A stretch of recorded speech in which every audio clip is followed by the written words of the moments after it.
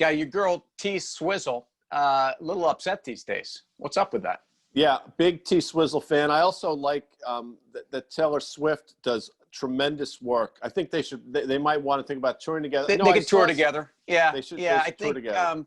I mean, like Taylor's got some big shoes to fill there, but it's interesting because you mentioned it because I saw this guy Scooter Libby or Scooter Braun or Ryan Braun or Scooter somebody. McRae. Scooter McRae. By the way, the McRae brothers from Mount Vernon. You don't need to tell New me. York. Yeah. And I saw Scooter and Rodney McRae. We went to County Center when I was, I think, a freshman in high school, if memory serves, and saw Scooter and Rodney McRae play. And I'm like, are you kidding me? Yeah. And they also had a guy in the team named Donald Russell. I don't know if you remember. He was Mr. Basketball in the state of New York his senior year. Ridiculous team. Well, so those Mount Vernon teams, and again, a case where we have a very localized conversation that I'm afraid whatever. Like, I don't care. Ray Williams and Gus Williams were also from Mount Vernon. I mean, and by the way, when you're at that County Center game, you know who you were playing?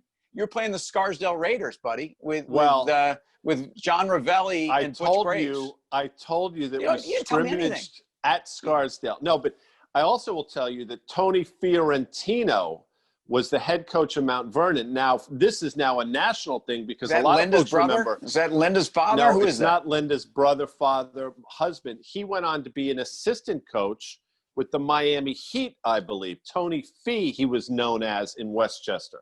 By the way, yeah. Well, when the Heat, our boy Rex Chapman played with the Heat, didn't he? Maybe a cup of coffee with the Heat. He had a cup of coffee. Maybe a cup of coffee. Yeah. By the way, Rex is the must. There are a few must-follow people on Twitter. I'm not one of them, but Rex Chapman is absolutely one of them. I'm definitely not one of them. Although commercial break may be one of them. But anytime I go to Rex, and by the way, the spirit of the stuff that he's showing up there is always.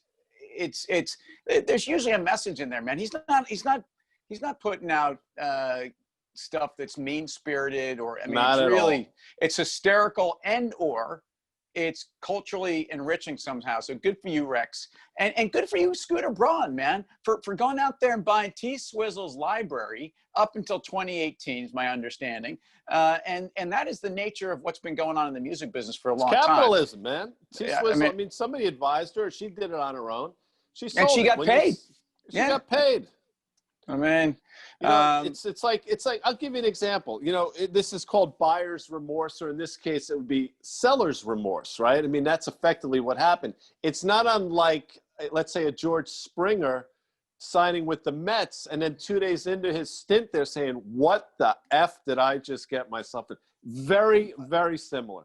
First of all, I mean, you're talking about a scenario that at one point might have been an issue in Flushing, but not this administration. And universally, you've got people coming out of the woodwork, including the Stork, who's on there on Twitter. I saw that. Congratulating. Now, okay, hold on a sec. Now, let's just set this up. Stevie and Alex Cohen. I mean, yeah. No, but in terms of who's tell the fans at home who the Stork is. The Stork, by the way, how about Stork in Animal House?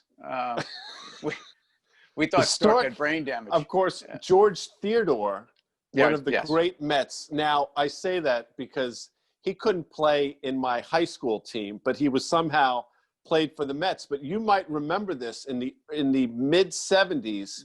His career was ended when him and center fielder collided. Do you remember the guy's name? I mean, I guess that's got to be. If you pull this, I'll be very impressed. And folks, this is not, we didn't rehearse this, and I'd be shocked if Tim knew, but he always surprises me. So I'll give you his initials. Yeah. D-H.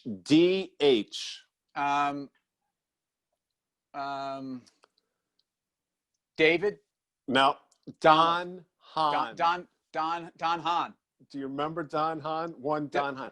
So George Theodore and Don Hahn collided. Once you said Don, I got Don Hahn. Anyway. Yeah. So anyway, but anyway, you were talking about the Stork. It was something about him with the Mets and Stevie Cohen. And go ahead, I interrupted. Well, this garbage story about the scenario, the hypothetical of maybe the top free agent says a lot about this year's free agent class. I'd be happy to see Springer suiting up in center field for the Mets. We need one, although we need starting pitching more. And how he might wake up 2 days after signing the contract and have buyer's remorse. I mean, I don't know why that would be, especially because not only is the talent pool deeper in Flushing, and the wallets are a lot deeper, but you've got a rejuvenated fan base here. And my guess is the New York Post is going to have the Mets on the back page more than the Yankees in the 2021 baseball season. What's the over under on that? What are we throwing down on this? Because I'm telling you, if there are 162 games, that means it's a 185-day season, give or take. That means the Mets will be on the I will say 39 is the number. How's you like? That's a good number. Well, it's good because even if I think the Mets are going to dominate the back page, getting 39 out of 185 or getting, a little under 25% of the back page is almost tough to do. I don't care what we're doing in Flushing, and we are going to be world beaters. But I'm going to take the under. Okay. And look at that. No, I just nailed you. Look at you. I just totally suckered you into putting. Well, I think 39. Can I tell you? I think 39 is a legit. I think you were even impressed by that, and I think you went under just because you felt as if you had to go under, but you wanted to go over. But I digress. So much in the same way that the private equity world has been essentially running roughshod on the artists that are, essentially the ones that have created all this talent, but buying catalogs and selling them into the private equity world because they are annuities.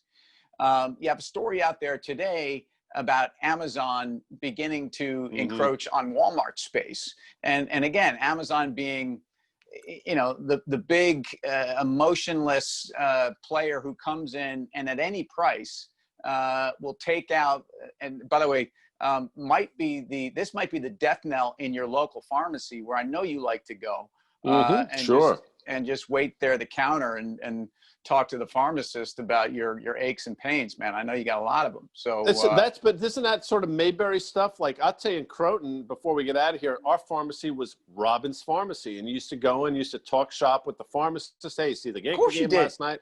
I mean, that's that's like a bartender stuff. Yeah, now that's gone. Now the doorbell rings. It's some cat sprinting up your driveway, going to an Amazon van after dropping off whatever he or she drops off. It's such an impersonal world. But anyway, go ahead. Well, I don't want to know about what is getting dropped off at your door by some guy running back in, and whatever you're taking to be all you at home, or to clean your system of whatever's wrong with it.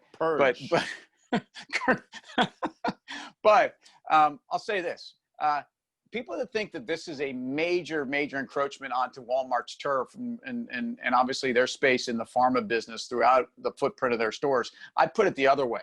I think Walmart is going after the bigger piece of pie, which is the entire pie of e-commerce, and the fact that they are now in less than 10% of the households with Walmart Plus, and it's 10 million or so, means that they are stealing the bigger pie from Amazon, which is the entire e-commerce market, and they're competing in price, which is what Amazon's always done, because that's what Walmart started out doing and taught Amazon how to do that. So if anything, I see this news today, and I'm long Walmart, so I'm bullish, and I'm even a little emotional about it because I thought their numbers were extraordinary. Those triple-digit e-commerce numbers are exactly why you want to buy Walmart and not be scared off by big old bad Amazon buying T-Swizzle's music library. Sorry. It's amazing. We went from Scooter Libby to Scooter Braun to Scooter McRae. I mean, it's really tremendous. But what I'll say is when you kept saying Pie, the only thing I could think of was Pie Traynor, the great baseball player of the early 1900s.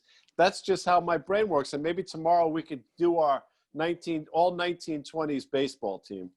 You know what? I mean, I'm going to start out with the Georgia Peach, man. He was my guy. And I don't know. We'll go from there. Who was that? I don't know. It was Ty Cobb, I believe. Oh, yeah, that's right.